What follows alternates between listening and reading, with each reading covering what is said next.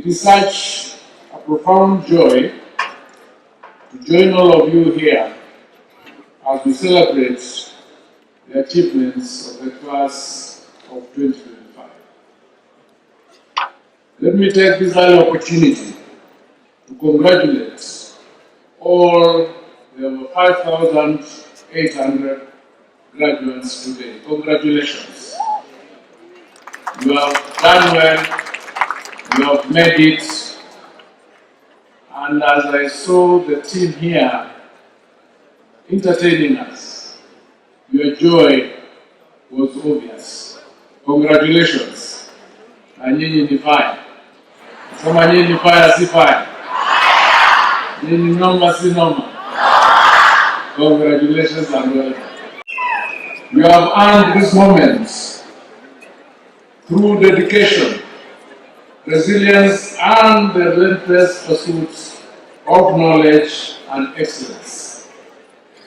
I commend you for this, and also thank your parents, your guardians, and your lecturers for their efforts and selfless contributions to nurturing you into the brilliant minds that you have become today. This ceremony is anchored on a powerful and timely theme: innovating education and research for the digital world. This theme is beyond being a mere slogan. It is a strategic imperative of our time. The digital world is characterized by unprecedented speeds, data abundance, and convergence of physical and virtual realities. The government's vision is to see our universities move beyond simply using digital tools and instead to actively shaping the digital future of Kenya and the region at large. Kenyatta University's commitments to research and innovation must therefore focus on three core areas. Number one, implementing digital pedagogy for accessible and personalized learning. Number two, leveraging data-driven research to solve complex challenges using big data, technology, and thirdly, achieving digital-first institutional agility by replacing analog bureaucracies with efficient digital systems for enhanced global competitiveness. This university will continue to produce not just graduates, but digitally fluent leaders equipped with transversal skills such as critical thinking, collaboration, and ethical digital citizenship necessary to lead Kenya's economic transformation. Mr. Chancellor, sir, ladies and gentlemen, even as we celebrate this significant milestone, we have to acknowledge the challenging period that the university subsector has endured in the recent past, which would actually have delayed celebration had it not been amicably resolved. The recent industrial action by our dedicated staff, though unfortunate in its timing and consequences, highlighted a very legitimate concern: the timely negotiation and proper implementation of the signed collective bargaining agreements. Let me be clear. The government is fully committed to industrial harmony because university staff are the engine of our education, and their welfare dictates the quality of education that we deliver as a country. We have listened, we have engaged, and we have now established a clear path forward. The outstanding arrears from the 2017-2021 collective bargaining agreements are now being settled as agreed. The first installment of the 7.7 billion of 3.8, which was due to be settled by the 31st of December 2025, has already been paid to your university accounts yesterday, and it's appropriate that we now have something to do or to use.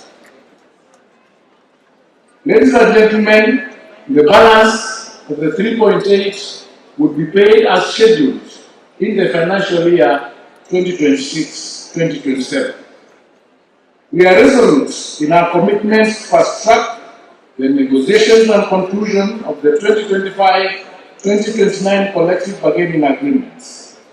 We must and we will break this cycle of industrial strife and build an environment of trust and harmony in our institutions, all the way from basic education to higher education. Ladies and gentlemen, even as we resolve these financial liabilities, we must reflect soberly on the true costs of these strikes, including the 7-week strike that occurred recently. This interruption to the academic calendar carries a cost far greater than the amount of money that was being requested. We lost time in learning. Parents lost time and money in sustaining students who are not being taught.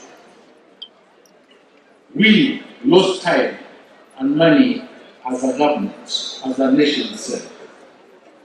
Ladies and gentlemen, to avoid this recurring cycle, our universities must embrace radical transformation towards financial competitiveness and sustainability. The exchequer cannot continue to bear the entire weight of the university sector. We must move away from a culture of dependence towards innovation in revenue generation, leveraging the very digital tools that we are talking about. Our universities must leverage their research expertise, their talent pool, and their infrastructure to become self-sustaining economic hubs. I challenge Kenyatta University and all our public universities to monetize digital innovation, optimize resources, and seek strategic partnerships. Sustainability is the only path to genuine autonomy, and autonomy is key to global competitiveness. Ladies and gentlemen, may I take this opportunity to address another urgent issue in the university subsector. This is preparedness for the competency-based education and training and the role of all our universities, including Kenyatta University, as a market leader.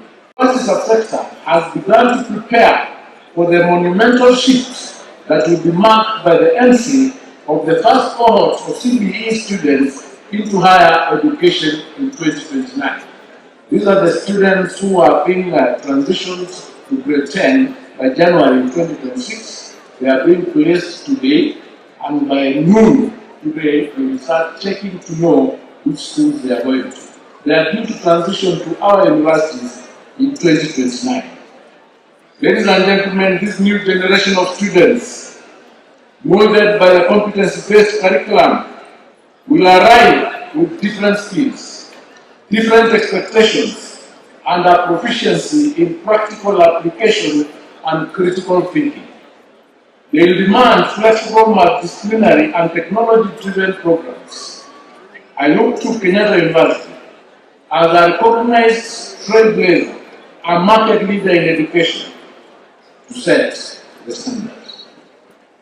The university's demonstrated commitments to adapting its curriculum and embracing digital pedagogy must now be accelerated to ensure a seamless transition. We must lead the way in curriculum alignment, infrastructure, scaling, and faculty retooling.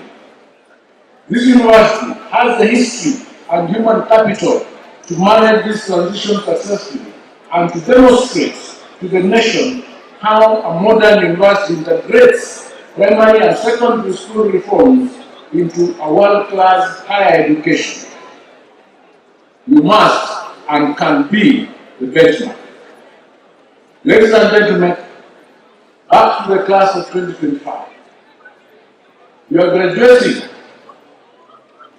during a unique moment in history, a moment defined by both immense challenges and unprecedented digital possibilities.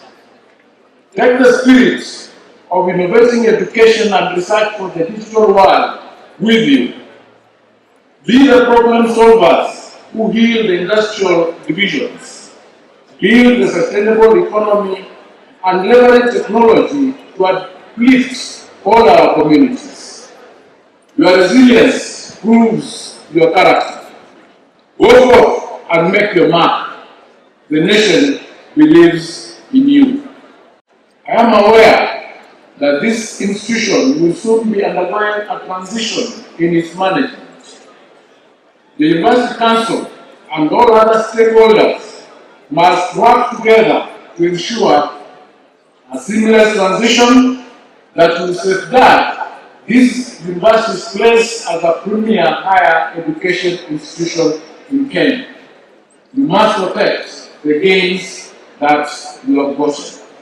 As a ministry, we will provide our full support and ensure a smooth transition. Thank you, Professor Wenaina, for your leadership, for the time that you've been here as a VC, and as you retire, we wish you the very, very best.